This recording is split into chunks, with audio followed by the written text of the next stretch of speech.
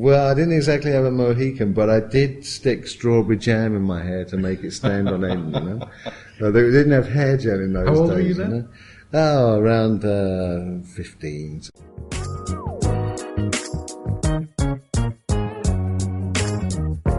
Here we are, finally. I've been waiting so long. Welcome to the West Food Podcast. Each week we bring you interviews with chefs, cooks and foodies. Please don't forget to subscribe us to iTunes. Today's episode is brought to you by westfood.com. And now over to your host, Wesley Kuttner. Baby, I wanna play with you just play like children do. And today I'm with Marc Fosh, one of Britain's greatest culinary exports, who has decided many years ago to take up residence in Spain. And he has achieved a stellar career in Mallorca, earning 2 Michelin stars, one more recently, the first one several years ago. Mm-hmm. And I've been very excited to have this interview with you. Very honored that you've given me your time. My pleasure.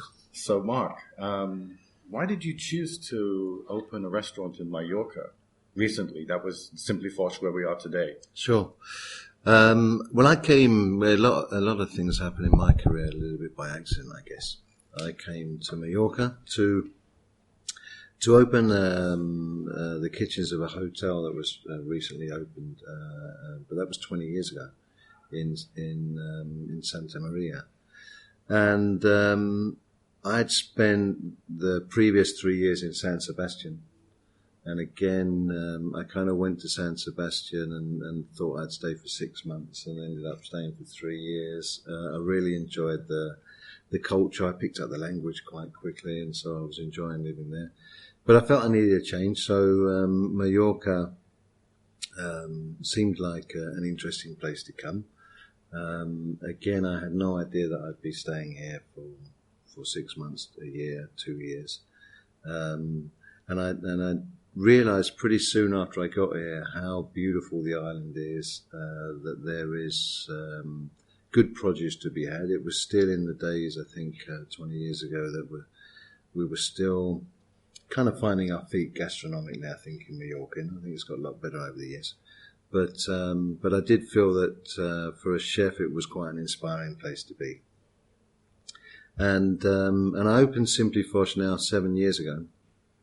And I say I'd gone on a journey, and obviously won the Michelin Star, and I'd opened Simply Fosh, and I wanted to get away a little bit from the pressures and the seriousness that I felt that was surrounding me at that time. And I wanted to be much more relaxed with our cooking and much more relaxed with our food, and I wanted the customers to have a really good time. And I didn't want them to come here and be silent and to be almost like a gastronomic temple.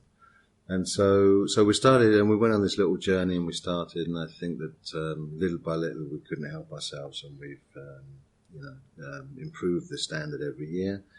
And so it was it was a very nice thing for us to receive a Michelin star last year again. And so we're in a good place right now, I think. We're just moving forward, but very, very organically without being, forced. Now, this previous Michelin star, was that something you'd been striving for as much as the first one you achieved? Yeah, for me, I think that when you're young, I think you need to prove things to yourself, and you need to keep striving, and you need to aim for something. And so, and like most chefs who get on this little treadmill, you become obsessed about it until you achieve it, and then you think, what next? And some chefs will think, okay, so then I need to go for 2 stars, and then I need to go to 3 stars, and it's such a never-ending cycle. Yeah, I was totally obsessed about it for a long time, I think. And it consumed you? Yeah, absolutely, yeah. I was working, 14, 15 hours a day, totally obsessed about my food, totally obsessed about whether it was Michelin standard or it wasn't Michelin standard. And can you do that on your own, or you do have to transmit that to your staff as well? Your other cooks there, do you have to embody into them that you want to achieve this with them together? Yeah, definitely. I mean, it is, you can't do it on your own. It's definitely a teamwork. So it is about trying to find the right people and having that support system around you who can then follow through your ideas, help you out. I think that when you become obsessed about something, you need to have at least 3 or 4 people who are also obsessed about it around you.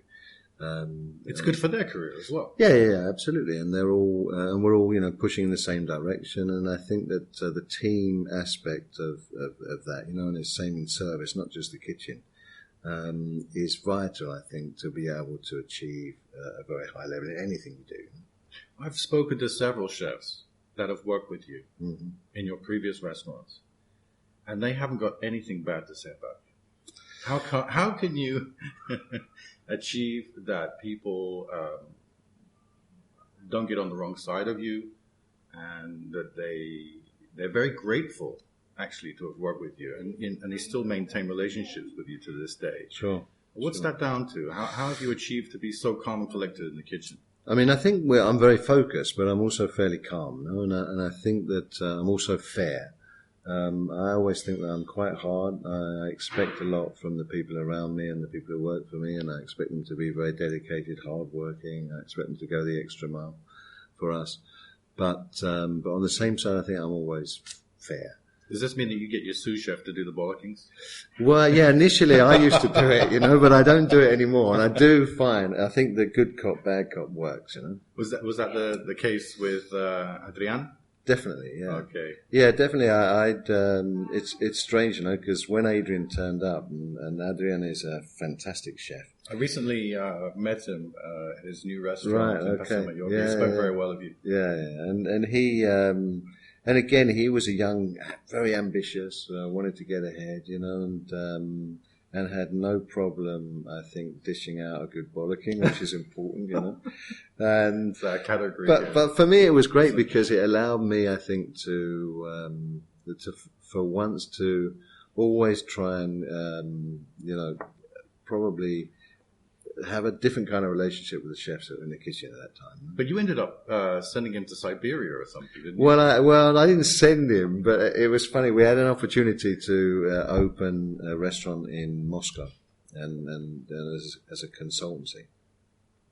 And I originally kind of thought, I don't know, but Adrian and I went over there, and then he was very keen. And he made an unbelievable reputation in Moscow, and now is regarded as obviously a top chef in Moscow, and has a lot of restaurants under his brand. Is that with which group is that? Well, he was with the Ginza project, and since then, as I say, I think he's now gone on more or less on his own. I think he prefers family life right now. Yeah, I mean, obviously he gave up a lot. There's a lot of sacrifices to be made when you're doing that, and certainly when you go from 1 to 2 to 3 restaurants, as I know, the sort of day-to-day things that you have to get you get bogged down in and become a little stressful. So you've launched the career of this man, and you've done it with several other people too. Mm-hmm. Yeah, I mean, I'm very proud. I mean, I think that if I can help people along the way, I mean, for me, it's about instilling them with a philosophy. And so if they understand my food philosophy, about looking for freshness, about simplicity, direct flavors, and if they start to understand my philosophy, and then they can go on, and then they can develop that, and they can hopefully develop their own style in time. But I think that I've managed to be able to instill that philosophy and get people around me who started quite young. Who did that for you? For me, it was kind of a weird thing, I think, because I'd never stayed with anyone for a long time, so I didn't really have a maestro. And so for me, when I first moved to Mallorca, to be honest, and you're in the middle of the Mediterranean, and I was still had a lot of London kind of influences and French, classical French, because I, from London was working in very classic French Michelin Star restaurants, and so in San Sebastian and coming to Mallorca, obviously the cooking with no cream, with no butter, the influence of olive oil in your cooking, the freshness. started to change my philosophy on food. And I decided, I think, when I got to Mallorca, that I would concentrate on Mediterranean-style food, that I would look much closer around us for inspiration and ingredients, but also use the whole of the Mediterranean, not just Spanish Mediterranean. So I think there's, when you look at the Mediterranean as a whole, there's so much interesting stuff going on there. And so you can draw influences from all those kind of different countries and different aspects of it. So for me, I think although I was very lucky that I'd worked with great chefs, and I'm really, really happy that I went through it, I never really had one chef who defined my style. And that's, I think in some ways, can be beneficial. So you've let the ingredients do that? Yeah, and I think, you go on a journey and you develop your own style. And so I think that certainly going back 15 years here, when I'd really started to get to grips with what I wanted to do, and I was very, very confident about our own style. And I think that you can see that now in the chefs who've come through those kitchens, and you can see that they've carried the torch, and gone on and done there. But it's definitely a Marc Fosh philosophy that I can see there. So that's it. You're anchored to Mallorca. There's no question of you going to live back in the UK. I've thought about it a few times. I had an opportunity a few years ago to open a restaurant in London, and I seriously thought about it. But I couldn't imagine going back myself. Yeah, no, it's a tough one, and I think I love to travel. I love to get off the island, but I just love coming home because it is just that feeling on the plane when you're flying back and you can see the cathedral and the countryside. Going, oh yeah, I really did miss this place. This is what I needed. It's a very grounding place. It's a place where you can relax and chill. Yeah. But sometimes you miss the hustle bustle. Yeah, absolutely. I think obviously, living in London for such a long time, and I need that kind of hit now and again, and I need to go there, and I need to feel the buzz, and I need to feel it. You need to feel it to know you got to get out. Yeah, no, absolutely. I can still remember the day that I decided that I needed a sabbatical. And I was, as I say, I only thought I was going to be going for 3 or 6 months. You had a day off or something, and then you realized that you didn't need to run for the bus or something. Yeah, there's a typical kind of London kitchen scene where I don't think I had a day off for 3 months, and I was covered in burns all up my arm and the usual scars that you had in those days, and I looked terrible, and I eventually got given a day off, and I had no idea what to do with my day off. You didn't ask for a day off. The chef said to me, hey, tomorrow you can... You look like you need a day off. Yeah, he said, hey, tomorrow take the day off. And... you didn't come back. Well, I had no idea what to do. I found myself running to get the bus, and then I was running to get the tube, and then I was running up the escalator. And then I sort of... why am I running? I don't really know why I'm running. It was a kind of moment I thought, maybe I need to, after 9 years of this, I need to probably have a sabbatical and change it. So I did go back and I did finish up, but it definitely was a time for me. And I actually went to a little village in France and got a job, and it drove me absolutely nuts, to be honest, because it was so quiet. But it was a good experience. You hopped over the border to San Sebastian in Spain. San Sebastian, And San Sebastian is a very lively town. There's a lot going on. The bars are open all night, and so. But there was also a great gastronomic kind of passion there, it's still there, and it's amazing. Great food comes naturally to the Spanish, especially in northern Spain. Yeah, and also in their DNA.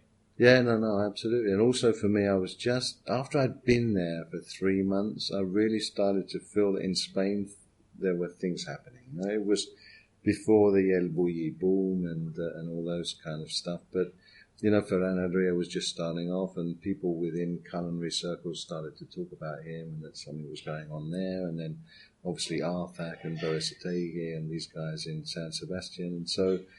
And I was starting to get inspired by that as well, and think, something's happening in Spain. There was something brewing, and it obviously went on to become the next big thing, Spanish gastronomy. So it wasn't the paella that did it for you. It was No, there was definitely a feeling of creativity, of something new, something unusual, and also kind of simplicity. No cream, no butter was quite an inspirational moment for me. To think, oh, you can actually cook very simple food and it tastes fantastic, but it doesn't go to cream or butter. No heaviness.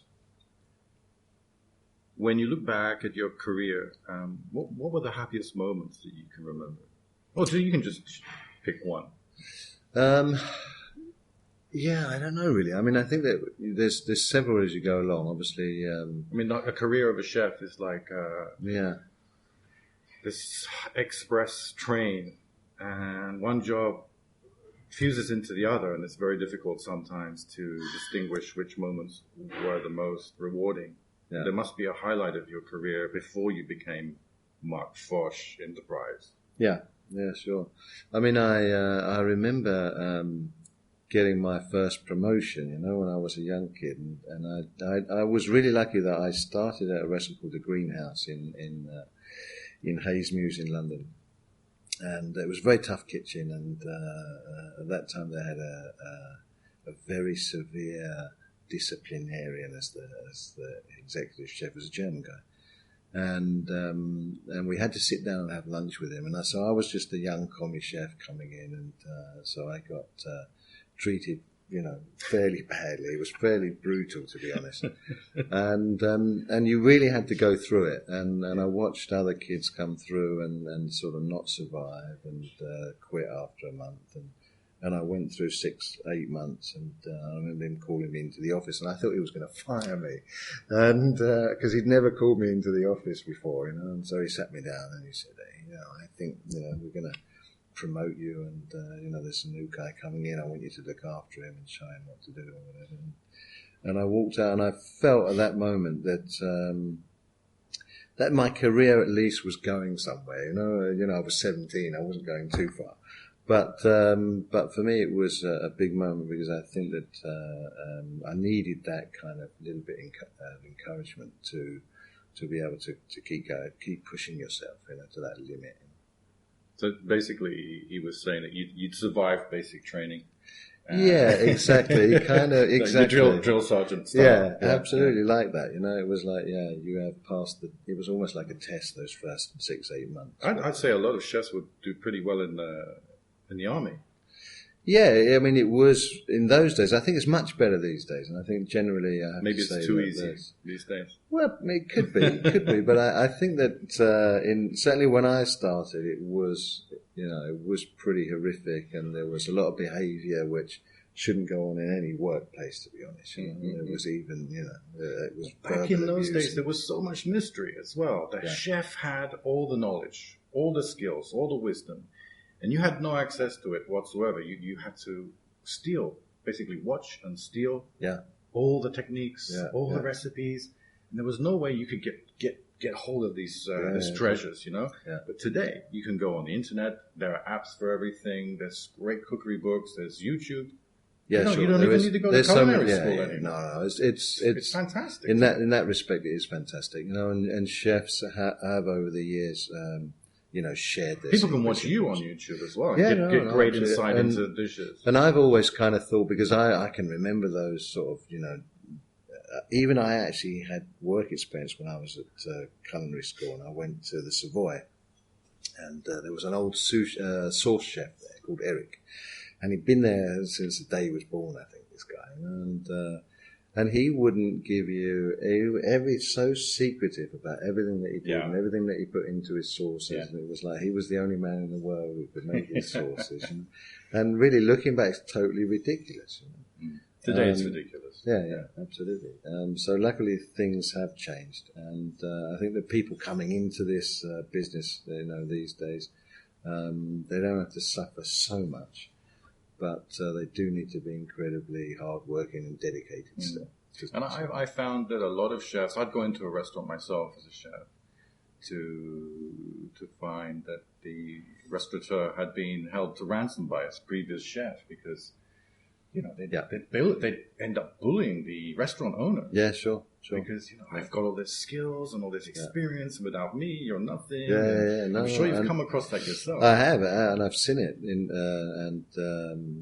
and I've also spoke to owners who are so scared of approaching their chef, and how do they deal with it? And it's not a good situation to be in. And I'm sure that doesn't happen to you.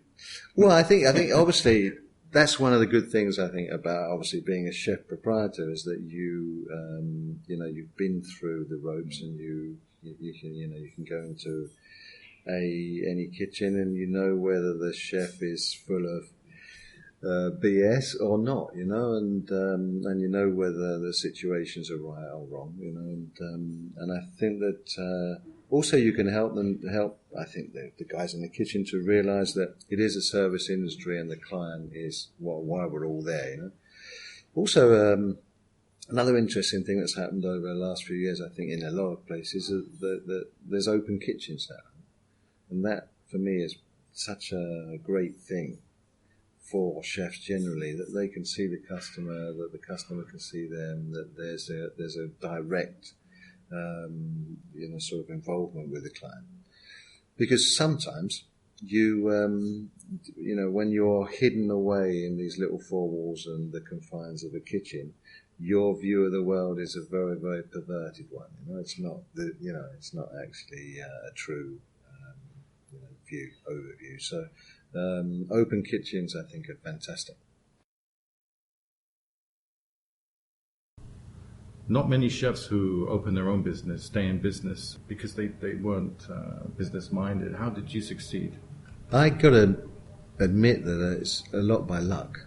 I think I had a good following, and I think that I've learned on the job. I didn't open with any great business acumen. I think that it's something that you do learn as a chef, and you go through. I think I realised early on that I would need help and get people around me who could, deal with a lot of that stuff. But as you go in and as you open one restaurant and then two restaurants, or you go to three restaurants, or whatever you do, that side of it becomes much more important, and you have to focus a lot more. There's a huge responsibility in paying bills. Staff, they've got their families. Yeah. And I do feel that. A lot of pressure. I do feel that. Certainly, we, sometimes we have, about 50 people working for us in the company, and so you do feel that weight of, looking after them and making sure that they're getting paid on time and that they're happy, and that obviously you're dealing with your suppliers and stuff. But I think the main thing for chefs these days, it's amazing how multitasking you do have to be. It's not enough these days just to be able, just to be a great cook. Those days have gone, and I think it's good in some ways, but it's also a shame in other ways. I think now you have to be much more media savvy, so you have to be able to deal with television and radio, and you have to be able to do something on Facebook and social media and all these kind of things. You're great at Facebook. Well, it's something that you always have to, keep trying to position yourself and push yourself so that. Do you do that yourself, all the social media? I have somebody who helps us out as well, but I'm very proactive on that, and I've always tried. Obviously, I'm lucky here on the island because I have my two newspaper columns as well, one in the German newspaper and one in the English newspaper, which help me every week to be able to. But you've got to sit down and write these things every week, and you've got to dedicate time to it. But I think on the numbers, it's something that you really do have to force yourself, and you have to make a massive effort, because it's very easy just to kind of say, hopefully that will take care of itself, but it doesn't. And so you need a good gestor, and you need good advice. What have you struggled most with, and how did you overcome it? For me, it's all about building up teams, and then it's just an itinerant trade as well. So people move on, and then people come in, and so it's a constant dynamic of people, of a flow of people coming and going in your teams and in your restaurants, and that for me is, so it's training. I think training people is always a constant preoccupation of mine, and making sure that they're up to the standard that we need them to be. But you're training someone at the bottom of the hierarchy, or Sometimes Okay. people are coming in into positions of responsibility. that's a and, great honor for someone getting started in the kitchen. Yeah, but it is, as I say, for us, it's always difficult because they have to first of all understand you, understand your philosophy, understand the way that you want things done. So you're fathering them into the business. Yeah, definitely, yeah. But I think that, as I say, that it's just the challenge, I think, of that, you know. The rest, if you have a good kitchen team and you have a good restaurant team, everything falls into place. And so I think that on those, you know, makes life very, very easy. So definitely staffing and the challenges of building those teams are for me the hardest thing. So you accidentally found yourself working in kitchens at 15. Yeah. If that hadn't have happened, what would you have become? I have no idea, to be honest. I know what I wanted to do, you know? Yeah, but I wasn't good enough in both fields, you know. So I actually wanted to play football, and I was slowly coming to the realization that probably I wasn't going to make it. And but Back then, who was your idol? well, my idol when I was growing up was always Bobby Moore. Bobby Moore. Yeah, because I'm a massive West Ham fan, and so obviously in the sort of late 60s. early Have you 70s. invited him to the restaurant? Well, he died, you know, Oh. so I would love to, you know, but he's not with us anymore. But That's unfortunate. but- That shows my lack of knowledge of football. yeah, I'm pretty stunned that you say that, actually. But I don't know anything. but yeah, I just really thought I would just play football for the rest of my life, and then realised that wasn't going to happen. And also the other thing I was passionate about, and still am, is music.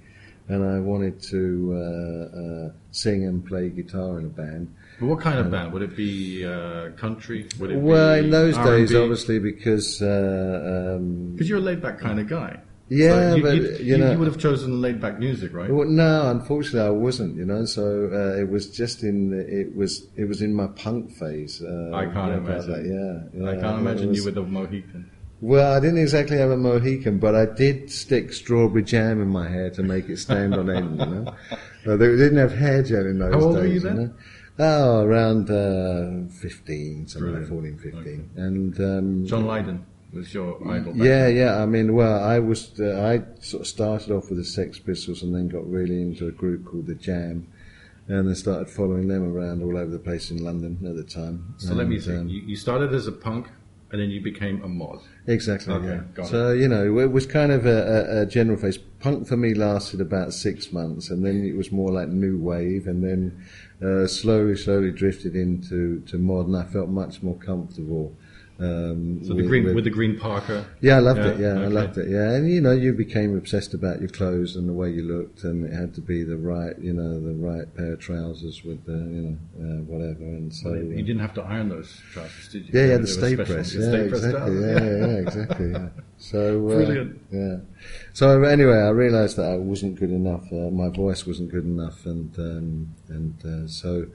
But it was funny just to get into a kitchen and start washing up and start to see how a kitchen works. That camaraderie and that teamwork, I really responded well to. You know? So from very early on, I really started to enjoy that. Did they encourage you to go to school, culinary school? Yeah, they did. Yeah.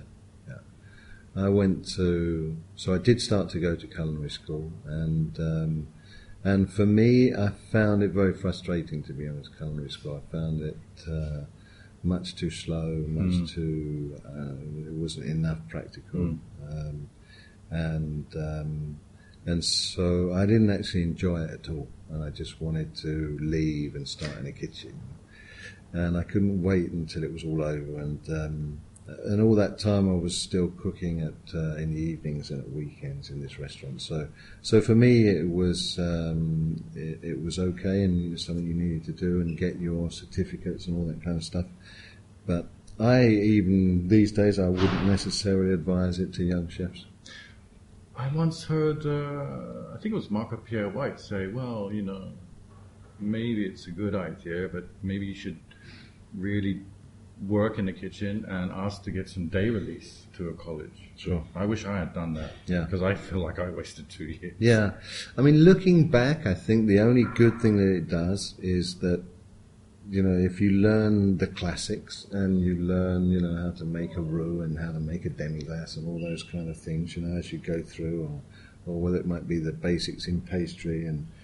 But would you still be making roux in this restaurant? No. No. No. You wouldn't even make them with olive oil? No, we don't actually. But I think that, I feel pleased that I've gone through all that. And if somebody says go and make a bechamel or whatever, I'd be very happy, or hollandaise or whatever, and I'd be very comfortable doing it. I think sometimes with young guys who come in the kitchen, unfortunately the basics are missing sometimes. So those kind of simple basic elements, which we would call building blocks. So you can actually build your philosophy or your career on something that's more solid. It seems to me like they've built the roof before they've built the exactly. the foundations. No? Yeah. No, that does happen because obviously with new technologies and all these, sort of new, molecular gastronomy and all this, there's a lot of young guys who are basically running before they can walk.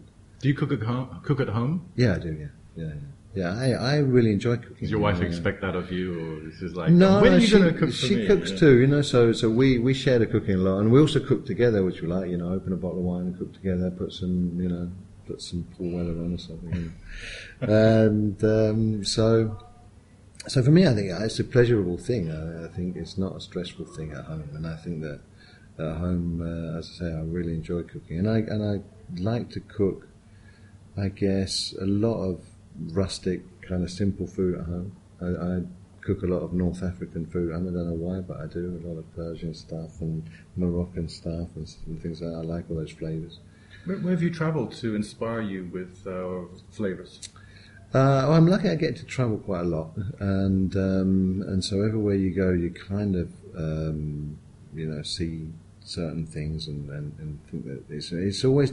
Sometimes it's always difficult to adapt that to your Mediterranean philosophy. Like this year I spent time in China and Korea, and I went to Thailand last year, and so I think it's about maybe adapting the simplicity sometimes and the presentations and stuff like that, and trying to see how you can adapt it to your Mediterranean style.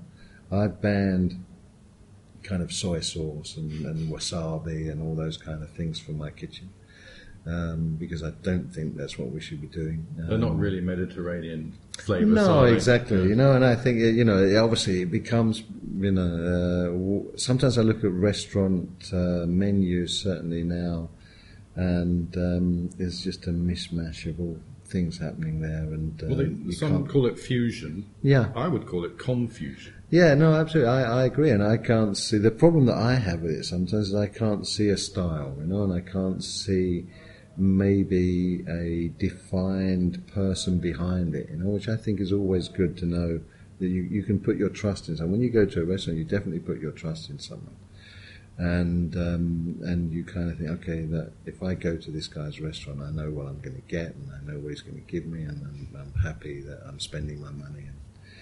And sometimes you go to a restaurant and you're very nervous about what's going to come up, and you're not really sure how it's going to be, and it's, as I say, it is more confused.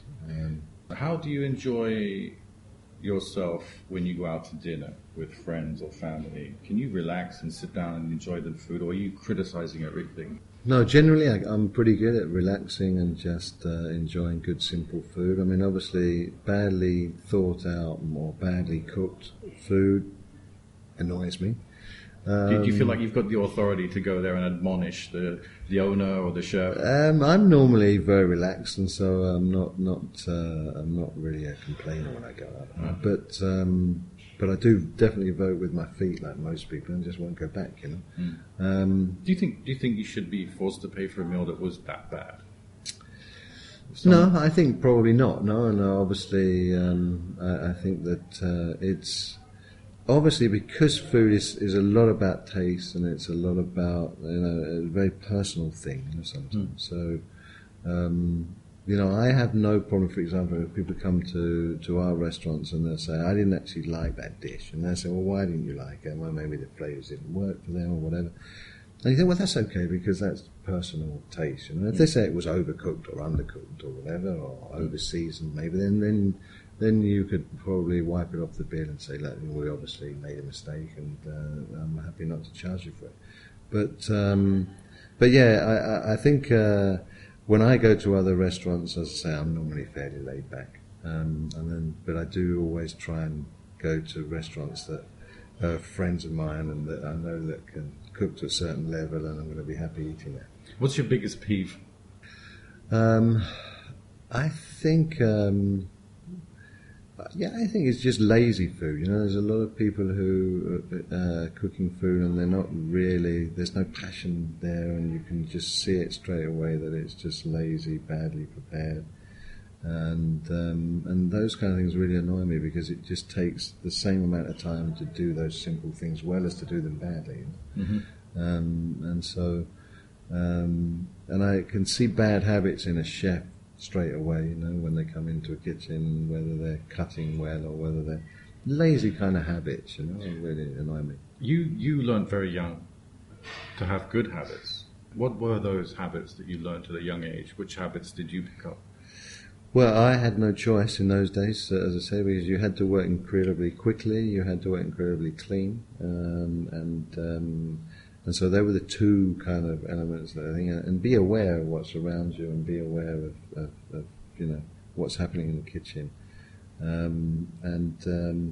so I think it's the speed and that you're working at and the cleanliness and just to be organised.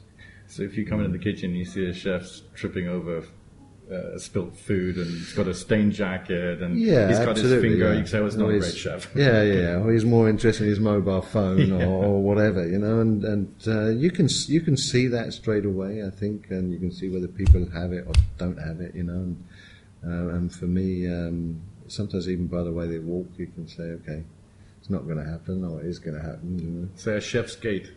Yeah, a little bit sometimes. Yeah. It's definitely just to come in with that focus and that hustle, and that. Yeah, and I'm here to do a job, and it is, whether you like it or not, it's a serious job, and it doesn't mean to say you can't have fun with it, but there is times and those the mise en place element when you come in and you're getting everything organised for service. It should be a serious time. It shouldn't be where everyone's joking around, the radio's on full, and people are looking at their mobile phones. I actually think it should be a time where you're really focused and you're getting everything organised. So lazy, uncaring chefs probably my biggest bugbear. Do you have any new projects on the agenda? Yeah, I do. I'm always looking, I think, to do new things and looking at new projects. Just because, I'm one of those people who, once I've done something or achieved it, I always think, okay, what next? So we are looking at a couple of new projects for next year. There will almost definitely be a new location, a new restaurant for us, and I'm kind of working on a couple of new concepts in Palma. I think Palma's really come on though in the last few years, and there's a good, I think, culinary vibe happening in Palma. But I still think that there's probably too many restaurants that are doing the same kind of food, and it's the same menu in so many different restaurants. And I think it would be nice to have a few different kind of concepts in Palma that were a little bit more unusual. So I'm hoping that we can bring something different to Palma in the next year. I can't say too much. You can't say too much. No. Or you give the competition the idea, exactly, right? Yeah. Okay, so something new's coming up. Yeah. I've got a few questions from chefs Mm-hmm. that have sent me messages that heard that I was going to meet you today. Cool. Okay, here's a really interesting one. KFC or McDonald's, if we were to go for dinner? Oh, that's a tough one. Why did I get that from this guy? I'm probably Thank you. I'm probably more a McDonald's guy, to be honest. I actually haven't been to a KFC for years, and I do go to a McDonald's now and again, so it would have to be McDonald's. Okay, here's a more serious one. What's your take on healthy and raw options? Is that interesting? Is that Yeah, it is actually something that I'm more and more sort of passionate about. I think that most chefs don't realise that when they're cooking for somebody, they're giving them nourishment. They should be looking after them, which is why I also hate it when it's really greasy food and it's there's not nobody's looking after that. Certainly, you want your customers to have healthy food when they come and see you, and feel away and walk away feeling invigorated and good about what they've eaten. And also, we've just started a vegetarian menu as well here at Simply Fosh. So we have 3 menus, and one of them is a vegetarian menu, degustation menu. And I think that element will become more and more important as we go on. I think that probably focusing more on meat and fish and as a main ingredient will start to change slightly the focus, and so I think it's an important aspect, and I think it's one that's going to be more and more important as we go on. Here's one from Per, Swedish chef. What is your favorite fish? My favorite fish is whatever is best in the market that day, really. I mean, we're so lucky just around the corner to have this wonderful fish market, and I go to Olivar Market 3 or 4 times a week, and I think we have a stunning array of fresh fish. Yeah, we are pretty spoiled. And some days I will go in there and I will see amazing Dover sole, or I might see an amazing sea bass, and I think I've just got to buy one of these. It inspires a new dish, a new recipe. Exactly. Yeah, I do love most all fish, and so really it's about whatever you can find that's just looking stunning that day, that just looks amazingly fresh, and you think, I need to work with that fish. Here's one from Catty. How do you do your bread? Do you make fresh bread here? Yeah, we do. Oh, yeah. there you go. Yeah, She knows something I didn't know. Right. How do you make your bread? How do we make our bread? Well, we make different types of bread. We make different types of bread in Missa and here too. So we're making and we're changing a lot. Yeah, I mean, I think there's 2 things there. No, I think obviously if you can make it yourself, that's great. I always remember, I think it was Nico in the 80s. It was this wonderful 3-star. We went on to win 3 stars. Chef, and he said, why make it yourself when you can buy it in better sometimes? Which I think sometimes with bread these days you can probably buy it in better than you can make it. But for us, I think it's a nice thing to be able to offer freshly baked bread every day. I think it's nice as well for the team to learn how to make bread. It's a basic thing,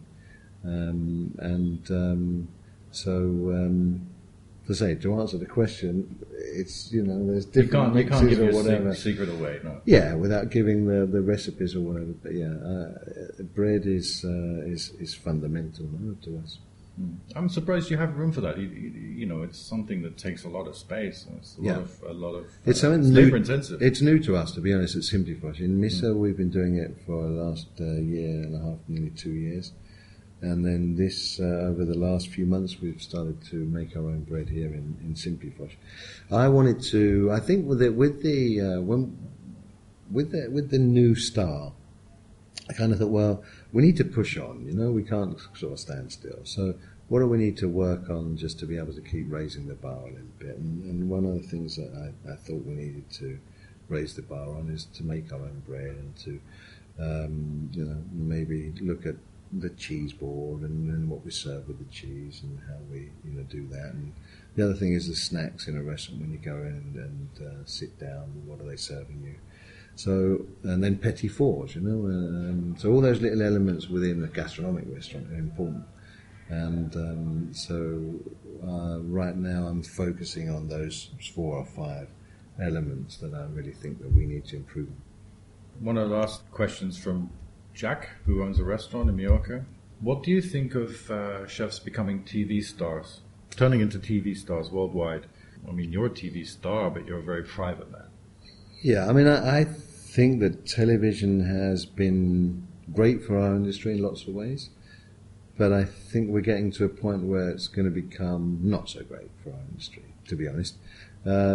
Just because I think once it starts to become reality TV, where it's kind of staged and they're putting chefs in competition with each other, and it becomes a kind of it's a very fake kind of environment.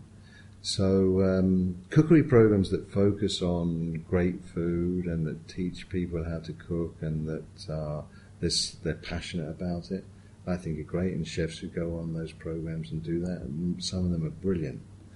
Some of them are not so good, and some of them are brilliant. As I say, I think that it's just the reality TV shows that worry me. Okay. And chefs that you haven't met that inspire you, that you'd love to meet and have some kind of professional relationship with, or even just a friendship, because you obviously have a lot in common with them. Sure. Who would be the person that comes to mind that you'd like to meet? I think probably the one that came to mind just as you said that was Thomas Keller, from the French Laundry. I've been to Per Se in New York, and I really enjoyed the food there. Just because technically it's very, very good. I heard he opened Per Se, the opening night. He did it without his shoes on, right, because he couldn't find them. And he, obviously, working hours to get ready. He was running around the kitchen asking for his shoes. He couldn't stop cooking. Right. He did the whole thing without his shoes. Fantastic. Some interview I heard with him. But it sounds like a great restaurant. That's a great privilege to eat there. Yeah, no, I was really impressed because I'd booked under my name, but I hadn't, said I was a chef, and I hadn't given them my. But they obviously Google their clients or something, really? Because when I turned up at the door, the beautiful receptionist who greeted us said, really nice to see you, Mr. Fosh. Our chefs are really excited to be cooking for you today. Wow. And I thought, that's strange, You got the red carpet. Yeah, I did. I couldn't believe it. Yeah, and I had a little show around the kitchen and stuff like that. So I just thought that the way they handled their booking, right into the way they sent you off, was just so professionally done. And I think in Europe we still have a lot to learn. Well, that's something I hear that you do as well. You get to know your clients pretty well. I mean, if someone's from Hamburg and they come in and you've spoken to them before, you'll say to them, "How is it in Hamburg?" Instead of saying, "How was your food?" Which I hate personally when someone asks me how my food is. Sure. You do create relationships with your clients. Yeah, that's probably why they keep coming back. Yeah, we try very hard. I mean, I think that if you look at your client as somebody who's faceless, who just comes and goes, and you don't connect with them and you don't get to know them, you're in the wrong business. It's not the hospitality business. Hospitality is something totally different, and we should never forget that word, hospitality. Yeah, and really understand what hospitality means. For me, I'm always obsessed with who are my clients and where are they from, and do they live here? Are they on holiday? Have they been before? And I think that just having a tiny little bit of interest in your client is really, really vital, because you can pick up so much information from it. So in your late 40s right now, what advice would you have given to yourself 20 years ago? The advice I would give myself, I think, is that this is a marathon. It's not a sprint. The whole business and your career. Sometimes you want to get things done so quickly, and you're running so fast that you don't really take time to overview everything and see where you're going and what you're doing. So I think it's a very important piece of advice for a lot of young guys who are starting and coming through, is to realize that that you're in for the long journey. It's not something you should think about short term. And I think if you achieve longevity in business or in a restaurant, certainly, then you really have achieved something, because it's actually very difficult. Most restaurants do close within the first 2-3 years. So yeah, think about it long term and don't be in a rush to get everything done. Marc Fosh, thank you very much for your time. It's been a pleasure, and I hope we get to chat again another time. My pleasure. Thank you, Wesley. The music you're listening to is brought to you by Lau, Spanish-American singer-songwriter. If you'd like to be on the show in 2016 or you have some questions, send us an email to westfood@outlook.com. Wishing you all an amazing 2016. Bye for now.